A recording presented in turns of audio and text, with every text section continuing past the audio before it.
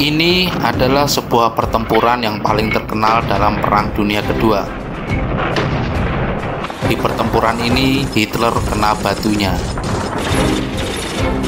Pasukan Hitler yang biasa berjalan tegap dan penuh percaya diri di pertempuran ini jatuh tersandung kerikil arogansinya sendiri, meremehkan tentara merah Soviet yang ternyata mampu membantainya di sini.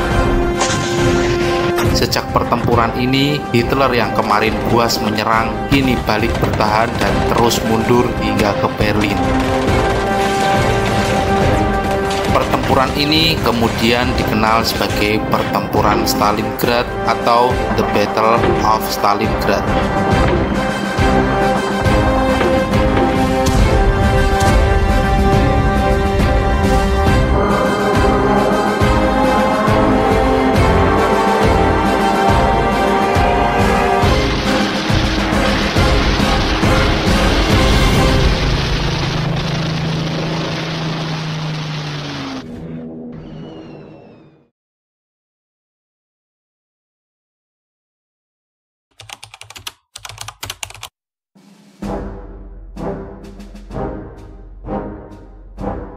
Serangan Jerman ke Moskow dalam operasi Typhoon pada akhir 1941 melibatkan sebagian besar kekuatan terbaik mereka, termasuk tank, artileri, dan infanteri.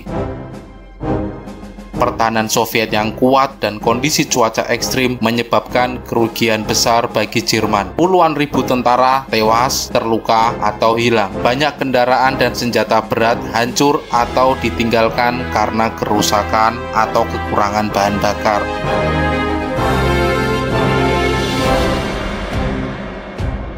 Kekalahan di Moskow mematahkan mitos bahwa Wehrmacht atau Angkatan Darat Jerman tidak terkalahkan. Pasukan Jerman mulai kehilangan rasa percaya diri, terutama setelah mengalami cuaca ekstrim yang menyebabkan banyak korban tanpa hasil signifikan. Keletihan fisik dan mental meningkat karena kampanye militer yang panjang dan tanpa akhir yang jelas. Kekalahan ini memperburuk hubungan antara Hitler dan jenderal-jenderalnya. Beberapa jenderal mulai meragukan strategi Hitler yang terlalu optimis dan sering mengabaikan saran ahli militer.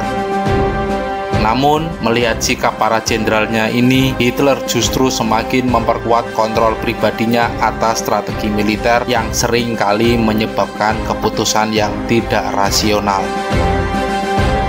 Kekalahan Hitler di Moskow menunjukkan bahwa Jerman hanya mempunyai sumber daya yang terbatas.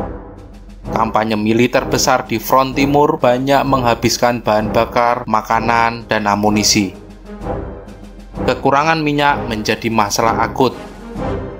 Ladang minyak di Rumania tidak cukup untuk memenuhi kebutuhan mesin perang Jerman, sehingga Hitler memandang Kaukasus sebagai solusi. Kekalahan di Moskow memaksa Hitler mengalihkan fokus ke front selatan pada tahun 1942.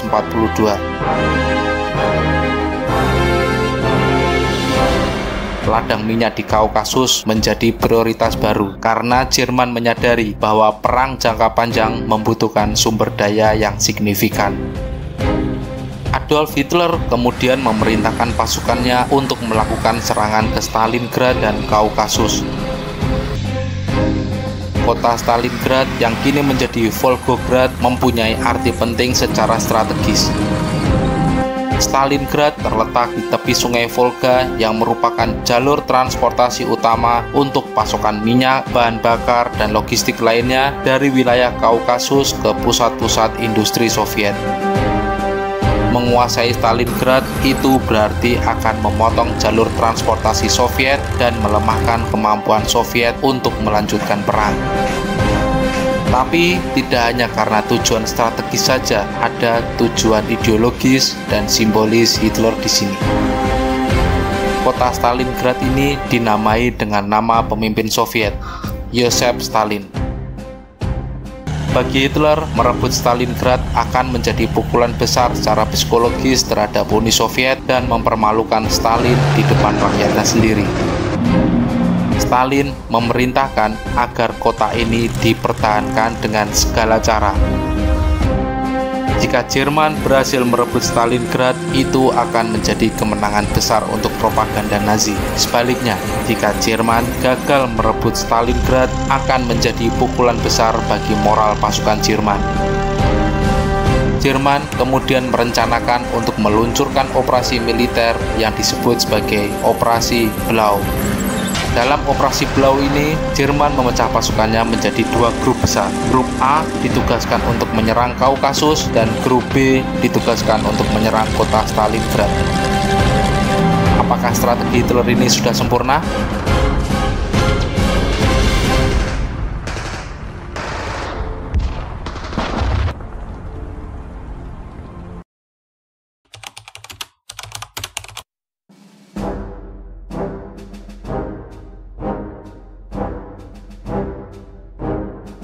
Pengalihan fokus pasukan Jerman ke Stalingrad dan Kaukasus dianggap tidak masuk akal oleh para jenderal Jerman. Field Marshal Fedor von Bock yang memimpin grup pasukan Angkatan Darat Selatan pada awal operasi Blau memiliki pandangan kritis terhadap pengalihan fokus ke Stalingrad. Von Bock sangat tidak setuju dengan keputusan Hitler untuk membagi grup Angkatan Darat Selatan menjadi dua, grup Angkatan Darat A untuk menyerang Kaukasus dan grup Angkatan Darat B untuk menyerang Stalingrad. Von Bock berpendapat bahwa membagi pasukan menjadi dua jalur terpisah akan melemahkan kekuatan utama, terutama dalam menghadapi pasukan Soviet yang masih cukup kuat. Von Bock percaya bahwa Jerman seharusnya fokus pada satu tujuan utama, misalnya menyerang Moskow kembali atau konsentrasi penuh untuk merebut Stalingrad. Pemisahan pasukan Jerman dianggap melemahkan kekuatan secara keseluruhan. Von Bock juga memperingatkan bahwa memperpanjang jalur logistik menuju Stalingrad dan Kaukasus akan membuat pasukan Jerman rentan terhadap serangan balik Soviet. Jalur suplai sudah terlalu panjang dan tidak memadai untuk mendukung dua operasi besar secara simultan. Von Bock memang sering mengkritik rencana Hitler secara langsung, meskipun ia dikenal sebagai jenderal yang setia. Ia menekankan pentingnya menjaga jalur logistik dan tidak menyebar pasukan sehingga terlalu tipis. Setelah mengungkapkan kekhawatiran tentang resiko membagi pasukan, ia dicopot dari komandonya pada Juli 1942 di tengah operasi Blau. Alasan resminya adalah alasan kesehatan, tetapi sebenarnya ini akibat dari kritiknya terhadap strategi Hitler.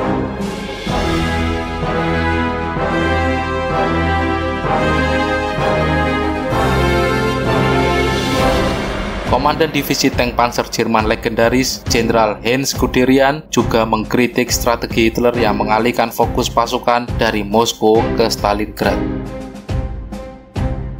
Guderian adalah pendukung kuat gagasan bahwa Moskow sebagai pusat administratif dan logistik Uni Soviet seharusnya menjadi prioritas utama Jerman. Ia merasa bahwa meninggalkan Moskow dan mengalihkan perhatian ke selatan adalah kesalahan strategis yang tidak memberikan dampak signifikan terhadap kehancuran Soviet. Guderian percaya bahwa menyerang Stalingrad lebih bersifat simbolis daripada strategis dan memusatkan sumber daya di sana akan mengurangi kemampuan Jerman untuk melancarkan operasi yang lebih penting. Dia memang sering mengkritik keputusan Hitler yang didasarkan pada ego dan simbolisme daripada pertimbangan militer rasional. Ketidaksetujuan Guderian dengan keputusan Hitler sudah terlihat sejak kampanye sebelumnya, termasuk pada Operasi Barbarossa.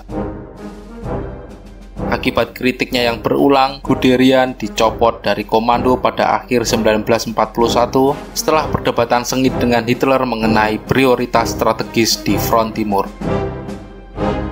Jenderal Erich von Manstein yang saat itu memimpin pasukan Jerman di front selatan lainnya juga menyatakan bahwa Stalingrad bukan target strategis utama.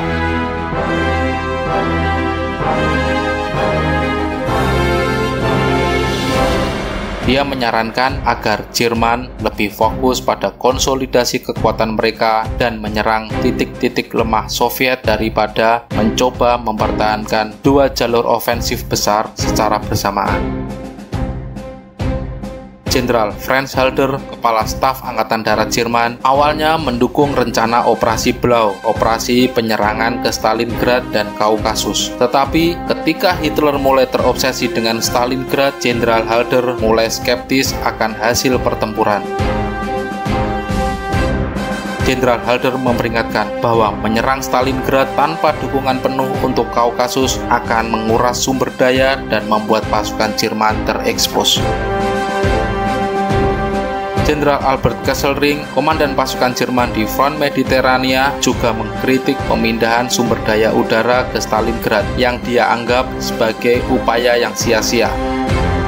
Dia menekankan bahwa Luftwaffe atau Angkatan Udara Jerman tidak cukup kuat untuk mendukung dua kampanye besar secara simultan.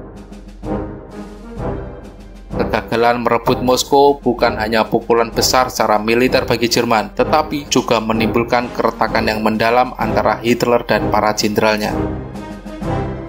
Hilangnya kepercayaan ini disebabkan oleh serangkaian keputusan strategis dan operasional yang dianggap tidak realistis oleh banyak perwira tinggi militer Jerman.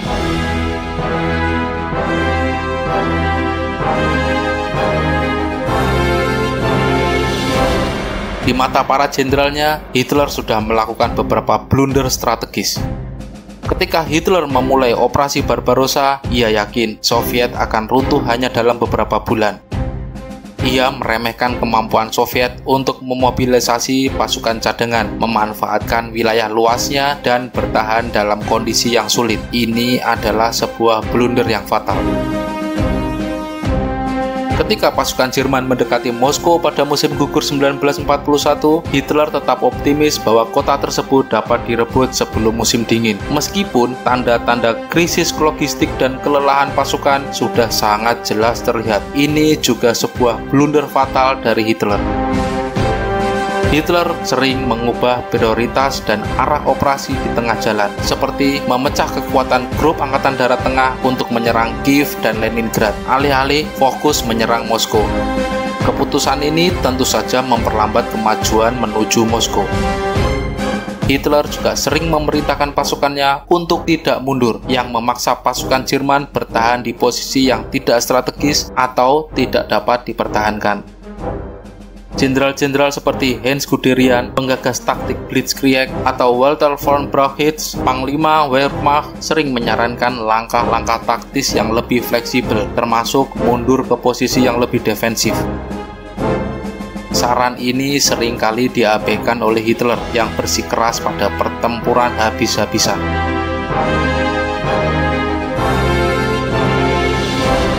Contohnya adalah, selama serangan balik Soviet di musim dingin 1941, Hitler melarang mundur dari posisi di sekitar Moskow yang menyebabkan kerugian besar bagi pasukan Jerman. Banyak jenderal merasa bahwa strategi Hitler didasarkan pada keinginan pribadi dan keyakinan ideologis, bukan pada realitas militer. Mereka frustasi karena saran mereka seringkali diabaikan. Setelah kegagalan di Moskow, Hitler semakin memperketat kontrolnya atas strategi militer. Ia mengambil alih jabatan Panglima tertinggi Angkatan Darat dari Walter von Brauchitsch pada Desember 1941, membuat dirinya menjadi pemimpin langsung Wehrmacht. Para jenderal khawatir bahwa keputusan Hitler yang otoriter tidak memberikan ruang untuk fleksibilitas taktis di lapangan. Ketegangan antara Hitler dan para jenderalnya jelas menghambat koordinasi strategis di front timur. Banyak jenderal menjadi ragu untuk memberikan masukan atau saran, khawatir akan dicopot dari jabatan atau dihukum. Keberhasilan awal Wehrmacht dalam operasi Barbarossa sebagian besar didorong oleh keunggulan taktis mereka, termasuk penggunaan Blitzkrieg dan fleksibilitas komando. Dengan Hitler mengambil kendali penuh, pendekatan militer Jerman menjadi lebih kaku dan kehilangan keunggulan adaptifnya. Ini memberikan kesempatan bagi Soviet untuk mengeksploitasi kelemahan Jerman dalam perang jangka panjang. Tak peduli dengan kritik para jenderalnya, Hitler tetap ngeyel, terus maju ke Stalingrad dan Kaukasus dengan meluncurkan Operasi Blau.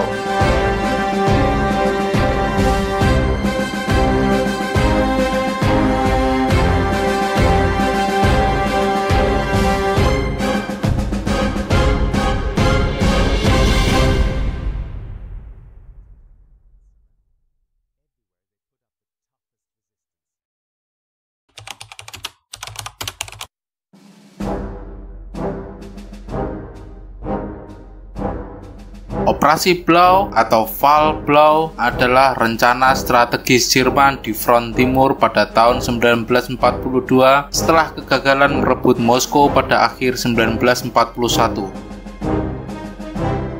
Operasi ini bertujuan untuk merebut sumber daya vital Soviet, terutama ladang minyak di Kaukasus, serta merebut jalur transportasi vital Soviet di sepanjang Sungai Volga.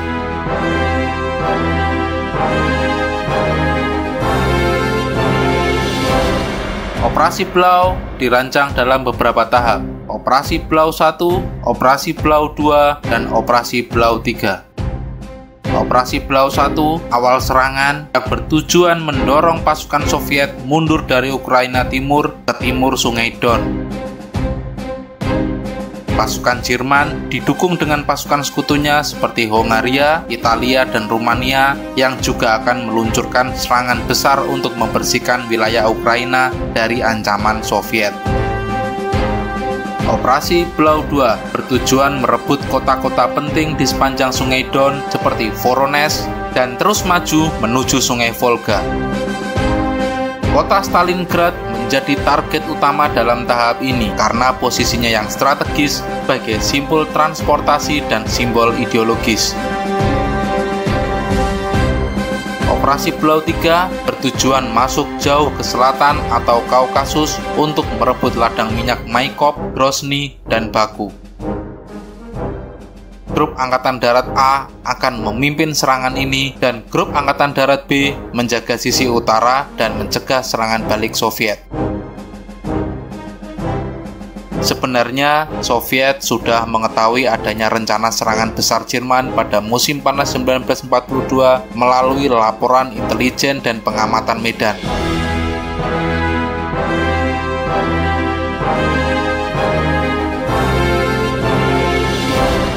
Namun, Stalin dan staf umum Soviet awalnya memperkirakan bahwa Jerman akan menyerang Moskow lagi, bukan mengalihkan fokus ke selatan. Pada 28 Juni 1942, Jerman memulai Operasi Blau dengan Grup Angkatan Darat Selatan di bawah pimpinan Field Marshal Fedor von Bock.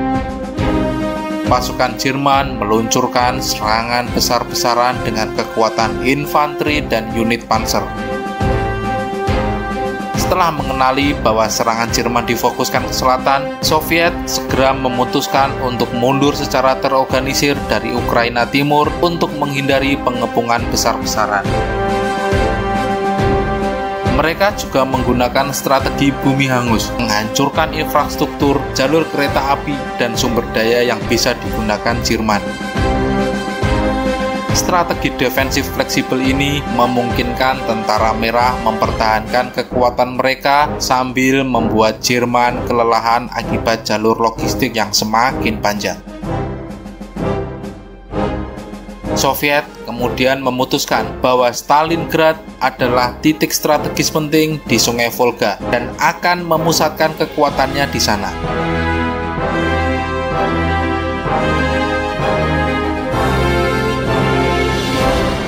Mereka memindahkan pasukan tambahan dan mempersiapkan kota untuk menghadapi pertempuran yang panjang. Pada awal Juli, Jerman telah mencapai kota Voronezh. Soviet memberikan perlawanan sengit di kota Voronezh yang memperlambat kemajuan Grup Angkatan Darat B Jerman. Meskipun kota itu akhirnya jatuh, waktu yang diulur membantu Soviet memperkuat pertahanan mereka di Volga. Jerman berhasil memukul mundur tentara merah dan merebut wilayah luas di Ukraina Timur, termasuk kota-kota kecil strategis di sepanjang Sungai Don. Meskipun kemajuan ini mengesankan, perlawanan Soviet di beberapa sektor menyebabkan pasukan Jerman kelelahan. Tahap pertama Operasi Blau, Jerman menang atas tentara merah Soviet.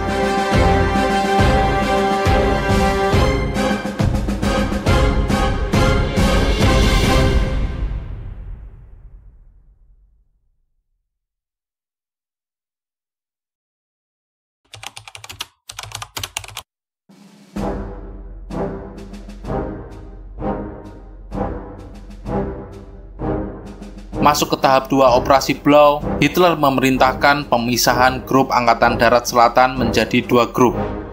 Grup Angkatan Darat A ditugaskan untuk menyerang ke arah selatan menuju Kaukasus untuk merebut ladang minyak Maikop, Grozny, dan Baku. Grup Angkatan Darat B ditugaskan untuk bergerak maju ke timur menuju Stalingrad dan mengamankan Sungai Volga.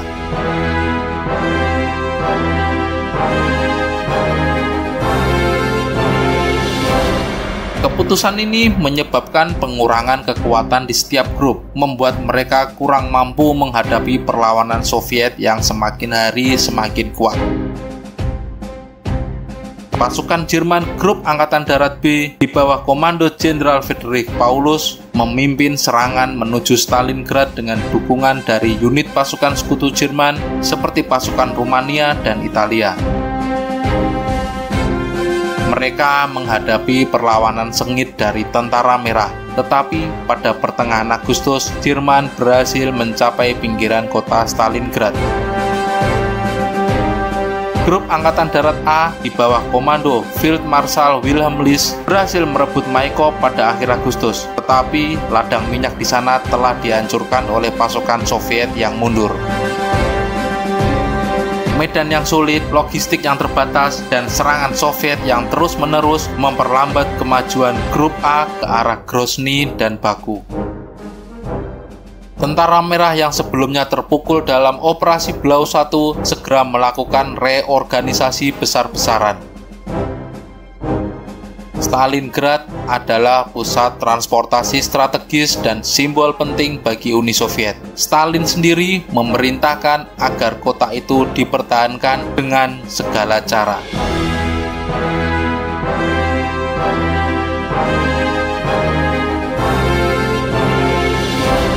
Soviet menyadari bahwa kekalahan di Stalingrad dapat membahayakan seluruh front Kaukasus. Soviet kemudian membentuk pasukan Front Stalingrad di bawah komando Andrei Veryomenko dan memobilisasi pasukan baru ke dalam wilayah tersebut. Tentara merah kemudian mempersiapkan perlawanan sengit di dalam kota. Rakyat sipil juga dikerahkan untuk menggali parit dan memperkuat posisi defensif. Soviet mengumpulkan pasukan cadangan di belakang garis depan bersiap untuk meluncurkan serangan balik ketika Jerman sudah mulai kelelahan. Pasukan baru termasuk tentara ke-62 di bawah komando Vasily Zhukov dikirim untuk memperkuat pertahanan kota. Pada awal Agustus 1942, Angkatan Udara Jerman, Luftwaffe, melancarkan serangan udara besar-besaran terhadap kota Stalingrad, menghancurkan sebagian besar infrastruktur dan gedung-gedung, serta menewaskan ribuan warga sipil. Grup Angkatan Darat ke-6 Jerman, didukung oleh elemen Grup Angkatan Darat ke-4 Panzer, mulai menyerang pinggiran barat Stalingrad.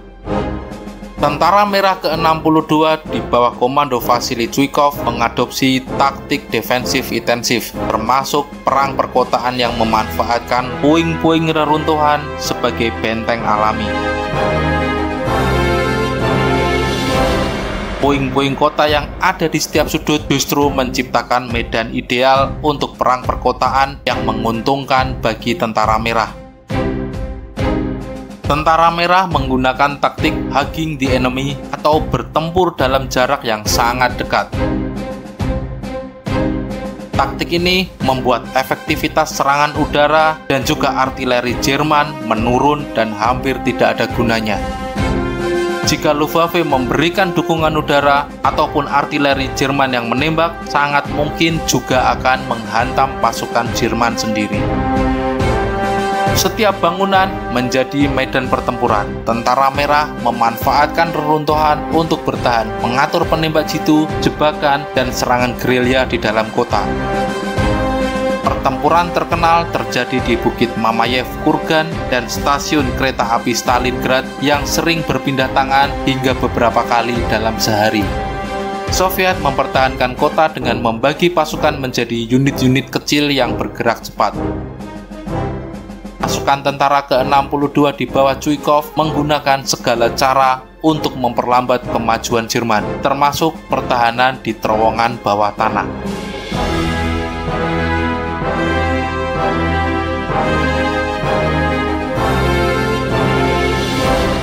Jerman terkejut ketika menghadapi perlawanan Soviet yang tak terduga intensitasnya. Pasukan Jerman mulai kelelahan akibat pertempuran terus-menerus. Jalur suplai yang panjang dan serangan Soviet terus-menerus di belakang garis Jerman memperburuk situasi logistik dan akhirnya mempengaruhi pasukan yang bertempur di garis depan.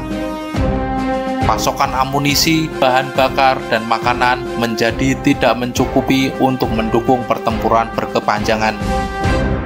Walau kondisinya menyedihkan, Hitler tetap memerintahkan pasukan untuk terus maju, meskipun para jenderal termasuk Paulus sendiri menyarankan agar fokus dialihkan atau mundur untuk sementara. Meskipun menghadapi kerugian besar, Soviet berhasil menahan Jerman di tepian kota Stalingrad. Jerman tidak pernah mampu merebut Stalingrad dari Soviet. Perlawanan heroik tentara merah di Stalingrad meningkatkan moral di antara pasukan Soviet dan rakyat sipil, menjadikan Stalingrad sebagai simbol ketahanan Soviet. Strategi bertahan Soviet yang cerdik memberikan waktu untuk mempersiapkan operasi besar Soviet berikutnya.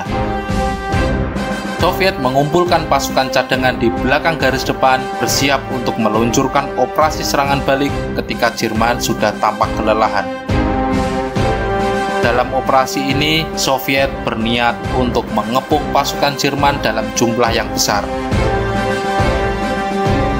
Operasi militer Soviet ini kemudian disebut sebagai Operasi Uranus.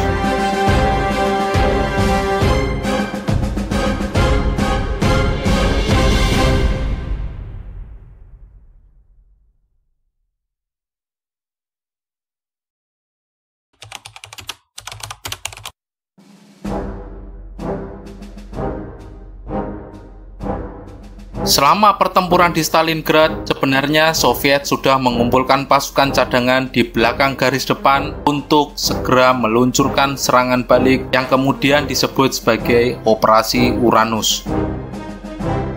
Operasi Uranus ini dirancang untuk mengepung grup Angkatan Darat ke-6 Jerman dengan menyerang sisi utara dan selatan posisi mereka.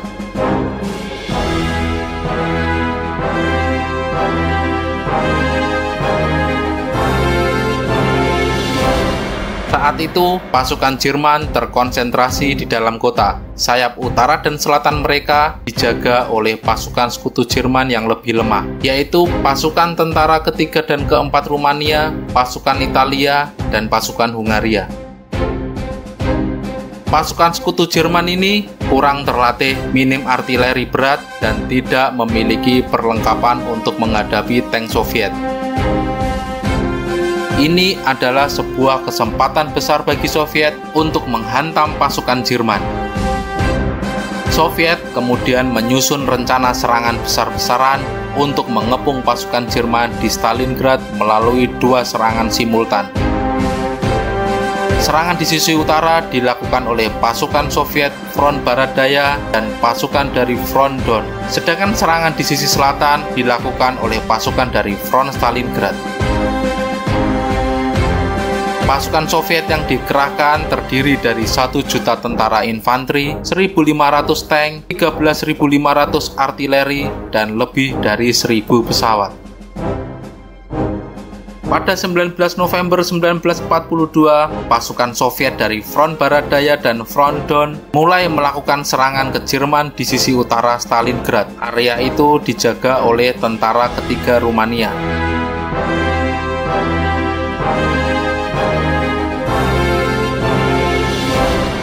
Pada pukul setengah 8 pagi, Soviet meluncurkan serangan artileri besar-besaran selama hampir 1 jam, menghancurkan pertahanan awal Rumania. Pukul 9 pagi, Korps tank dan infanteri Soviet melancarkan serangan frontal. Pertahanan tentara ketiga Rumania langsung runtuh. Dalam waktu singkat, pasukan Soviet menembus garis pertahanan dan bergerak cepat ke arah barat daya, merebut posisi logistik penting. Keesokan harinya, pada tanggal 20 November 1942, di sisi selatan yang dijaga oleh tentara keempat Rumania, pasukan Soviet dari Front Stalingrad melancarkan serangan artileri berat yang menghancurkan pertahanan awal Rumania sejak pagi hari. Tank Soviet kemudian menyerbu garis pertahanan Rumania yang tidak memiliki senjata anti-tank. Tidak lama kemudian, pertahanan tentara keempat Rumania juga runtuh. Pasukan Soviet dari sisi utara dan sisi selatan bergerak cepat ke arah kota Kalats di Sungai Don yang menjadi titik pertemuan mereka. Serangan ini mengejutkan Jerman yang tidak menyangka skala dan kecepatan serangan balik Soviet ini. Pertahanan Jerman di sektor tengah gagal menghentikan serangan Soviet karena pasukan mereka telah terkonsentrasi di Stalingrad. Walaupun terlihat pasukannya akan terkepung, Hitler tetap memerintahkan pasukan Jerman di Stalingrad untuk bertahan dan melarang upaya untuk mundur. Pasukan Soviet dari sisi utara dan selatan kemudian bertemu di Kalats, sekitar 80 km barat daya Stalingrad. Pertemuan kedua pasukan Soviet ini berhasil mengepung lebih dari 250.000 tentara Jerman, termasuk seluruh grup Angkatan Darat ke-6 dan bagian dari grup Angkatan Darat ke-4 Panzer. Pasukan Jerman yang terkepung kekurangan makanan, amunisi, dan bahan bakar. Luftwaffe berjanji untuk terus memasok pasukan yang terkepung melalui udara, tetapi ini tidak mampu memenuhi kebutuhan pasukan sebesar itu.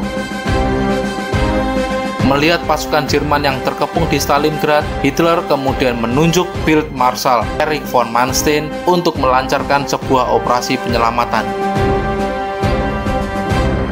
Operasi penyelamatan tersebut kemudian disebut sebagai Unternehmen Wintergewitter atau Operasi Winter Storm.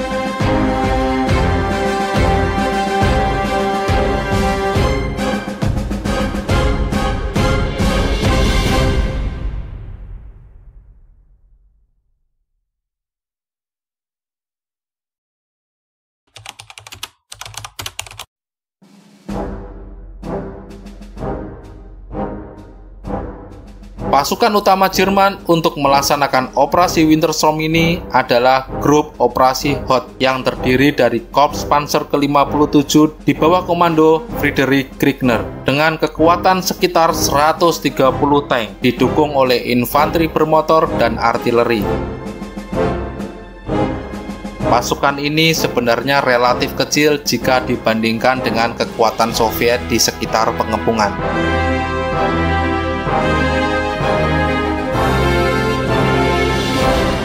Pada 12 Desember 1942, di barat daya Stalingrad, dekat Sungai Chir, pasukan Hoth memulai serangan besar-besaran menghadapi pertahanan Soviet yang lebih lemah di bagian selatan pengepungan.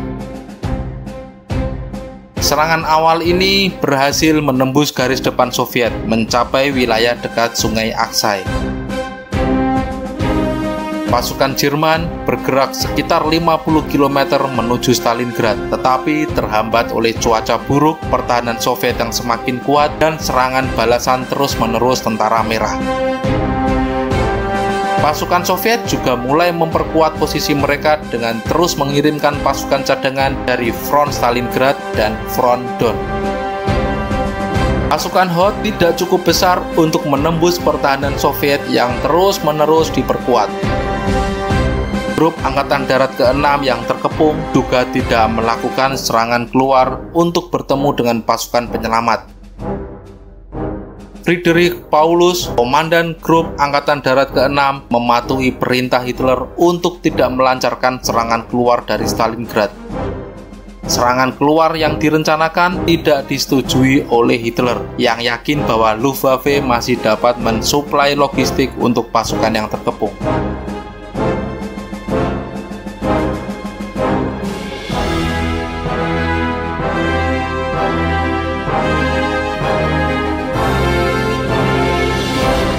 Pada 18 Desember 1942, Tentara Merah meluncurkan serangan besar ke posisi Jerman di sektor Sungai Chir dan Aksai untuk mengancam jalur suplai pasukan Hoth. Pasukan Jerman mulai kehilangan inisiatif dan harus bertahan untuk menghindari pengepungan yang lebih lanjut. Pada tanggal 23 Desember 1942, Manstein memerintahkan pasukan Hoth untuk mundur karena ancaman pengepungan Soviet yang semakin lama semakin nyata. Operasi Winter Storm gagal mencapai Stalingrad dan Grup Angkatan Darat ke-6 masih tetap terkepung. Kegagalan ini menandai berakhirnya harapan bagi pasukan yang terkepung untuk diselamatkan. Pasukan Hoth mengalami kerugian besar, termasuk tank dan peralatan berat, ditambah moral pasukan Jerman yang semakin jatuh setelah kegagalan ini. Lalu, bagaimana nasib tentara ke-6 Jerman yang terkepung di Stalingrad?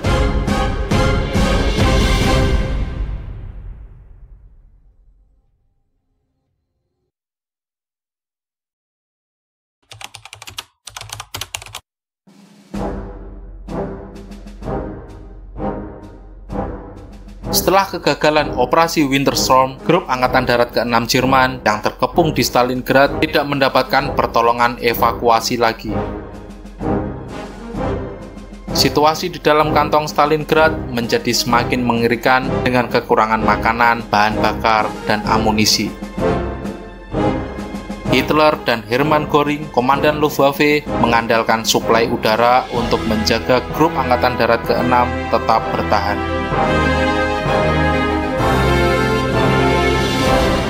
Namun, Luftwaffe hanya mampu mengirimkan sekitar 80 hingga 100 ton suplai per hari dari kebutuhan minimum 500 ton.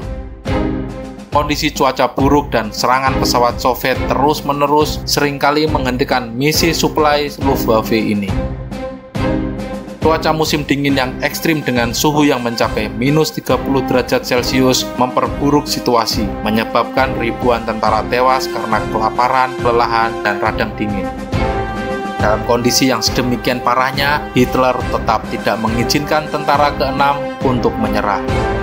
Dalam pidatonya, ia menyebutkan bahwa Grup Angkatan Darat ke-6 harus bertahan sampai peluru terakhir. Friedrich Paulus yang menyadari bahwa situasi tidak mungkin diperbaiki tetap mematuhi perintah ini meskipun semakin banyak komandannya yang mendesak untuk menyerah. Moral tentara Jerman menurun tajam karena menyadari bahwa mereka telah ditinggalkan tanpa peluang realistis untuk diselamatkan. Beberapa perwira tinggi mulai mendesak Paulus untuk mengabaikan perintah Hitler dan mencoba melarikan diri, tetapi Paulus tetap setia pada perintah Hitler. Pasukan Jerman kemudian mencoba bertahan untuk mendirikan posisi defensif di sekitar Stalingrad. Namun, mereka semakin terdesak oleh serangan tentara merah yang terus-menerus dilakukan.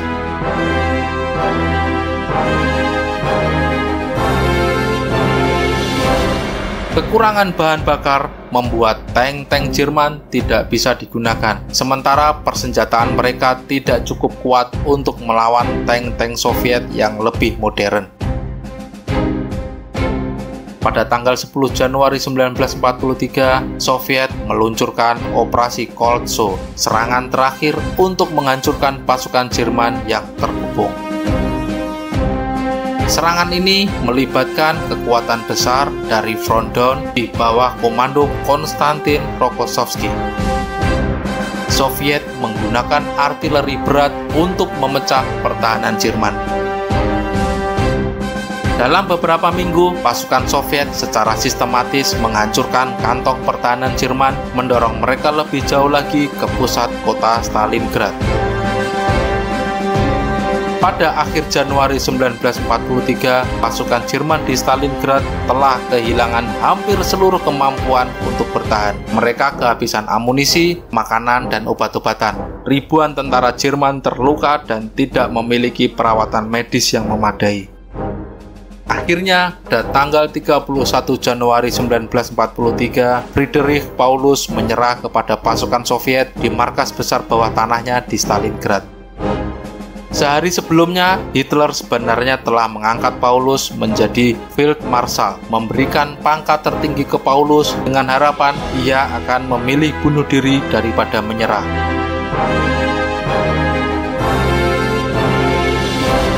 Memang, dalam sejarah militer Jerman, tidak ada Field Marshal Jerman yang pernah ditangkap hidup-hidup. Namun, Paulus menolak promosi tersebut dan memilih untuk menyerah. Pada 2 Februari 1943, sisa-sisa pasukan Jerman di Stalingrad menyerah sepenuhnya. Dari 250.000 pasukan yang terkepung, hanya sekitar 91.000 yang ditangkap hidup-hidup oleh Soviet, termasuk 22 jenderal. Sebagian besar tawanan ini kemudian meninggal di dalam perjalanan atau di kamp kerja paksa Soviet.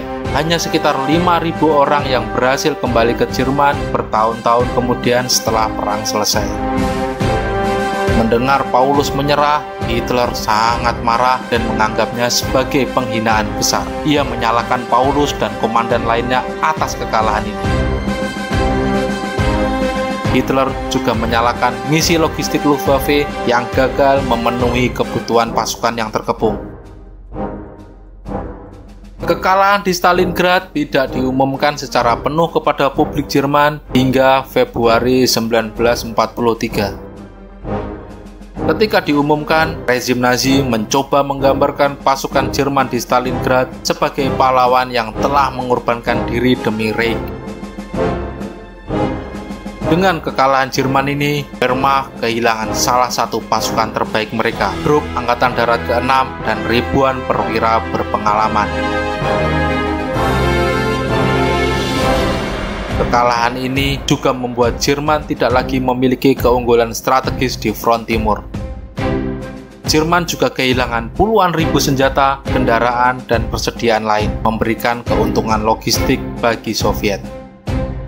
Kekalahan di Stalingrad adalah pukulan besar bagi reputasi militer Jerman dan moral pasukannya. Hitler mulai kehilangan kepercayaan dari beberapa jenderal seniornya yang semakin mempertanyakan keputusannya. Bagi Soviet, kemenangan ini membuat pasukan Soviet mempunyai keunggulan strategis di front timur. Setelah Stalingrad, tentara merah melanjutkan serangan besar-besaran yang memukul mundur Jerman sepanjang tahun 1943 dan tahun 1944. Lalu, bagaimana dengan nasib grup A pasukan Jerman yang ditugaskan ke Kaukasus?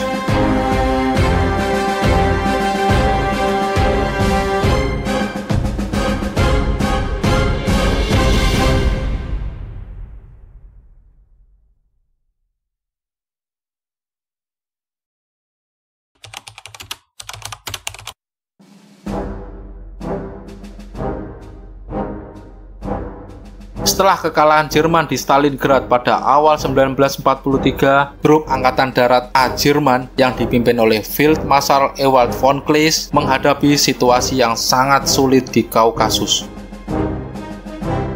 Kekalahan besar di Stalingrad mempengaruhi posisi strategis Grup A karena mereka kehilangan perlindungan di sayap utara yang sebelumnya dijaga oleh Grup Angkatan Darat B, termasuk Grup Angkatan Darat ke-6 yang terkepung.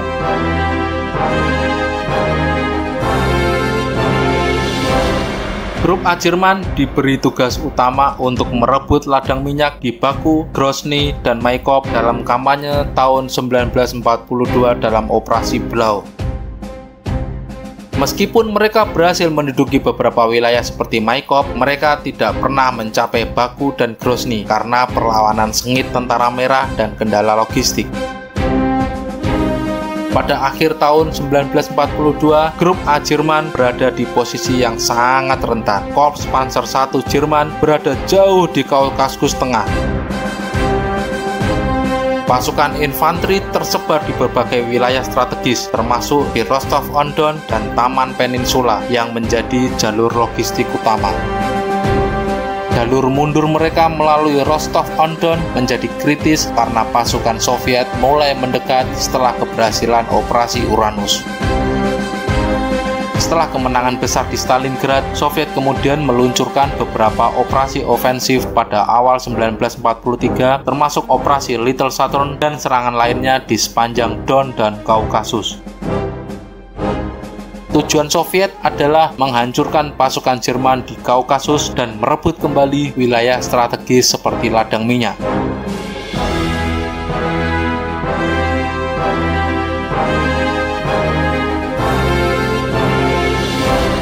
Dengan kehancuran Grup Angkatan Darat ke-6 dan kegagalan Operasi Winter Storm, Grup A Jerman kehilangan dukungan di utara. Hitler awalnya enggan memerintahkan mundur karena ia masih berharap bisa mempertahankan wilayah ladang minyak di Kaukasus. Namun, tekanan dari para jenderal seperti Ewald von Kleist dan Erich von Manstein memaksa Hitler untuk menyetujui mundurnya Grup A Jerman ke arah barat. Perintah mundur dikeluarkan pada 28 Desember 1942 dan Grup A memulai retreat besar-besaran melalui Rostov-on-Don. Grup A Jerman berhasil mundur dengan cukup terorganisir meskipun dikejar-kejar oleh pasukan Soviet. Jalur mundur utama adalah melalui Rostov-on-Don yang merupakan gerbang ke dataran rendah Donbas. Pasukan Jerman berhasil menjaga jalur ini tetap terbuka meskipun terus-menerus menghadapi serangan-serangan Soviet.